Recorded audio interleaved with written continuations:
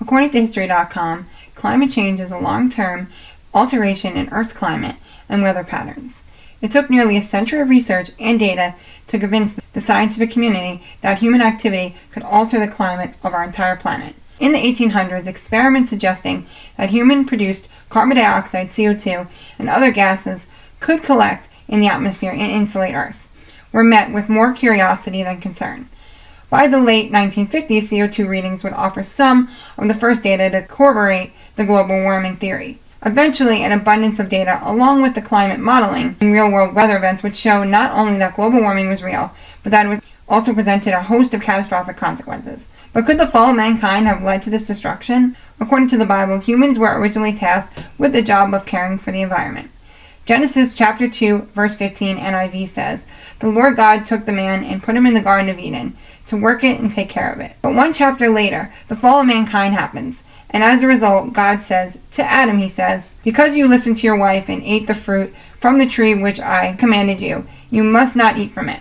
Cursed is the ground because of you." Genesis chapter 3, verses 17 through 19 NIV. According to a commentary by pastor and Bible teacher David Guzak, when the Bible speaks of cursed is the ground, because of Adam, there is a curse upon all creation. Before the curse on man, the ground only produced good. After the curse, it has still produced good, but thorns and thistles will come faster and easier than good fruit. To be cursed implies being under a state of condemnation or experiencing negative consequences as a result of wrongdoings, disobedience, or divine judgment. In the New Testament, we see that all creation has been subjected to the fall of mankind. Romans chapter 8, verses 20 to 21 NLT says, "Against its will, all creation was subjected to God's curse. But with eager hope, the creation looks forward to the day when it will join God's children in glorious freedom from death and decay."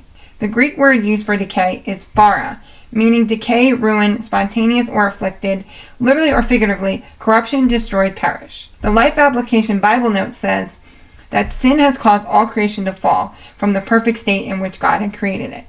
The world is in bondage to death and decay, so that it cannot fulfill its intended purpose. One day all creation will be liberated and transformed. Until that time, it waits in eager expectation for the resurrection of God's children. This means that the creation is decaying day by day. We can see this clearly evident with our changing climate.